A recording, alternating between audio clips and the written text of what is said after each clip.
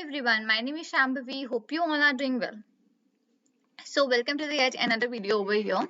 What are we gonna do into these respective videos? I'm gonna simply show you a respective question that will be your lead code question. I just took it from the lead code only, and we'll be practicing of that particular question in the detail, seeing how it's gonna work in, how it will be writing the program for the same, right? How to get it completely verified and done over there and submitted, right? This is all what we'll be doing. So just a minute. Yeah. So into this respective program, okay, there is one thing. If you want to just write this program directly onto your Leetcode IDEs, you can write that over there. Okay, I'm just using the Google Colab notebook over here to write them down. And once you're done with the writing of your programs, after that you can just play it, like check out to run the program also. And I'm pretty sure that you won't result out any errors or something. That will be completely working for you the programs. Okay. So let's start in with the very first question for this particular video. So my question goes is that we are given up a root of a binary. This is a question from the binary tree, DSA. Okay. So we are given up a root of a binary tree. Okay. For returning the zigzag level order traversal of its nodes values. Okay. It returns out the zigzag level order for its nodes, right? And zigzag is from left to right, then right to left, then again left to right, right to left in that alternate manner. Fine. So we're having up the input 2.39, 20, null, null, 15 and 17. So output we'll be getting 1 is 3. Okay. Left to right, then right to left, again left to right to left in that respective manner. This is how we'll be getting up. Fine. So similarly, we are having the input for the next and next, then next. So yeah, these are a few use cases which you are given up over here. Okay, and you just have to get them satisfied before submitting your program. Then only in that particular case your program will be set as a complete submitted program. Okay, so see, this is now a question from binary tree. Okay, so you know that binary search algorithm, binary tree algorithm, that will be used up over here into this particular program, right? So see, you have to first of all try to see what are the prerequisites for any particular question. What are the things that are getting used into this particular question? Okay, so the most importantly, we will be using the binary search techniques. Okay, with that only we'll be planning to traverse up the things in the zigzag manner. Let's start writing and let's see how it goes further. So first of all, 1 second, I'll be making up a class which is my solution class. First of all, my solution class. Okay, that's the very first thing. After that, I'm gonna put up a function which is my zigzag function, let's say. Okay, zigzag level order. Okay, and into the bracket I'm just gonna put up self over here. Okay, we are having the root as well. So root, and into that I'm just gonna put up over here as tree node. Tree node. Okay, so that is kind of a tree node. Okay, and the final answer I'll be getting in the list format only. 1 second. Into the list format, so my final result will be into the list, then again list, and list will be consisting of integers. That's the very first thing, guys, which we have in. So see, if you will be using up your Leetcode IDEs for writing this complete program, so you will all automatically get this class and the functions made in, because into the IDEs you already have that particular thing. Okay, you do not have to make a function or make any class onto your own.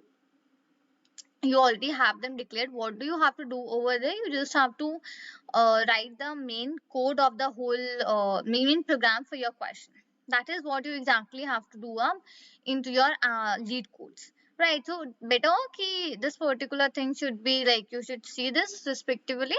And yeah, another thing, that as I have passed up over here self inside my zigzag level order function.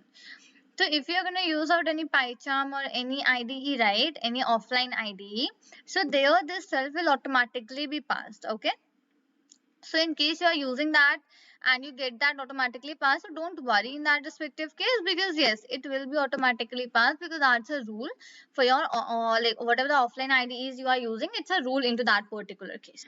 Okay, first of all, I'm just gonna put up a condition if in case we don't have any value into my input. If no value is given in the input, so I'm going to return up empty. So just return these large brackets. If not root means that if I do not have any input value, so in that case you just have to return this completely empty. Right, now second is I would just make up a variable which is my q variable. Okay, I'll be using q and dq, both of these methods, for this particular function over here. Okay, for the particular program. So q and dq. Okay, so now inside the dq I'm just gonna put up over here root, because that's a variable which is gonna store out my input values, right? Next I'll be making a variable as a result, and second as a direction. Okay, and result I'll be assigning that empty, and direction I'll be giving right now as 1. Result and direction, two variables. Value is assigned as one is empty large bracket and second is gonna be 1. So going with my condition while q. Okay, so in that respective case, first is I'll be using a variable level. Okay, and into that I'll be putting the values into the node. So I'll be just using it node dot val for node n q. So in case we are having this respective node value into a queue, so into that respective case we'll be getting this node dot val as the result. Okay, condition goes at if direction, if I have the direction that is equal to the -1, very first condition. So first of all, what I'll try to do, I'll just try to reverse that. 1 second. I'll just try to reverse that very simply in case I get the direction as -1. So I'll just write level dot reverse and a bracket like this. Okay, perfect. Getting down, I'm just going to write up like this, level dot append. Okay, level dot append, and in the bracket I am going to put up over here as level. Okay, getting down, I am simply going to do direction multiply equal to -1. Direction multiply equal to -1. This is what I'm simply getting up over here. Now I'll be applying my conditions that for I in the range, I would have over here length of q. Okay, for I in the range, length of my q, I had just done this over here like this. Gonna use up my node variable. Okay, so now node is equal to, I'll be using my q. Okay, and I'll be putting up over here q dot pop left and the bracket like this. Now further proceeding, and I'll just write it q if node dot left. Okay, if node dot left into the bracket, what I'm gonna do, I'll just simply write up over here q dot append, and I'll be just getting up over here node dot left. Fine. Getting down, I'll be putting my second condition in that similar manner. So it is gonna be if node dot right, if node is into the right side, so that I'm going to write q dot append, and into the bracket I'll just give up over like this node dot right. Fine, and after coming out of this while loop also, I'll be simply writing up over here that return the result. So return a result. That is it, like what we had to do in this program. So see, it was quite a simpler program. What we required up into this was that you just have up a like root with that was your input, and